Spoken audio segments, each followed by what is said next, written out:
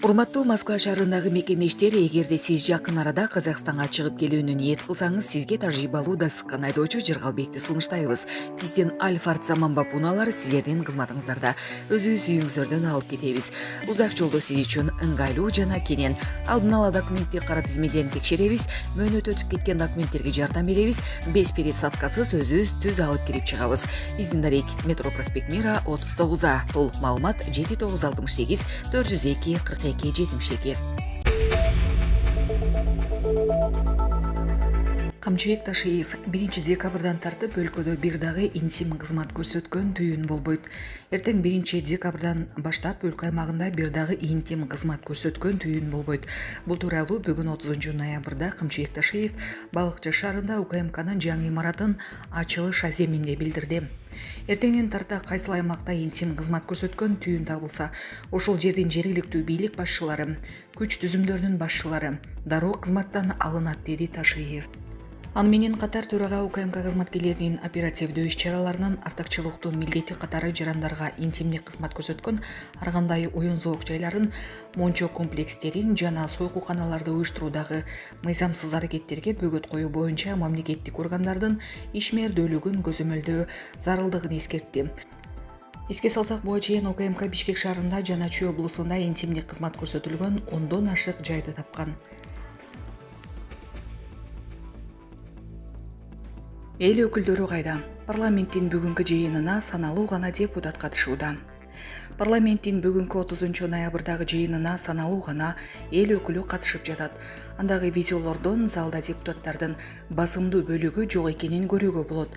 90 депутаттын болжол менен 15ке жакыны гана жыйында отурат. Малым болгондой, жыйында социалдык фонддун бюджети жана туризм маселеси каралат. Бул күнү депутаттар социалдык фонддун бюджетине байланыштуу 3 маселени бир эле учурда кароону чечкен.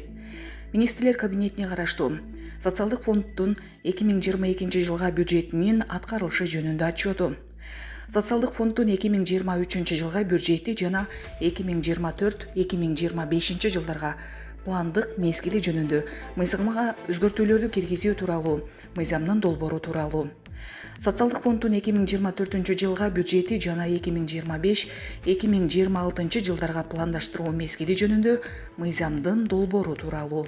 Булак Суперкежи.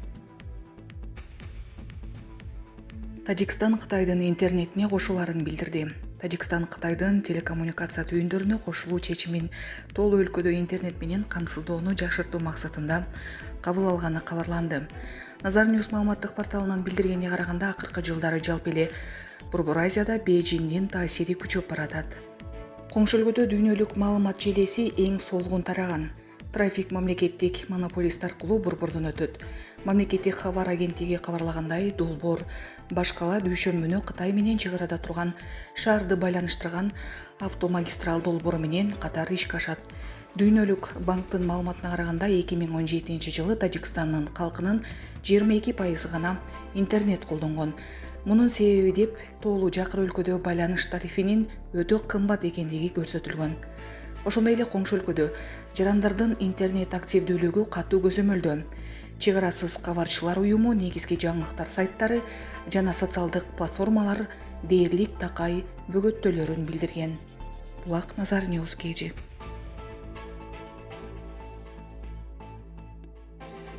Маркумду узатуу жана сөөгүн жайга коюу иши жөнүндө мыйзам долбоору талкууланат. Жогорку кеңештин социалдык саясат боюнча комитети маркумду узатуу жана сөөгүн жайга коюу иши жөнүндө Кыргыз Республикасынын мыйзам долбоорун талкуулоо боюнча парламенттик ого өткөрөт. Назар Ньюс маалыматтык порталынын билдиргенине караганда, аталган мыйзам долбоору Кыргыз Республикасынын жогорку кеңештин депутаттары Маматалиев, Төлөбаев, Лурова, Кокулов, Тентишев, Исатбек кызы, Козуев, Маткеримов тарабынан демилгеленген. Парламенттик огууга мамлекеттик органдардын, жергиликтүү өз алдынча башкаруу органдарынын, өкмөттүк эмес уюмдардын, жарандык коомдун жалпыга маалымдоо каражаттарынын өкүлдөрү чакырылган. Булак Назар Ньюс Кежи. Баткен жана Ош окуяларында жабыркагандарга жөлөк пул жогорулатылды. Бул тууралуу бүгүн 30 ноябрда Эмгек министрлигинен билдиришти.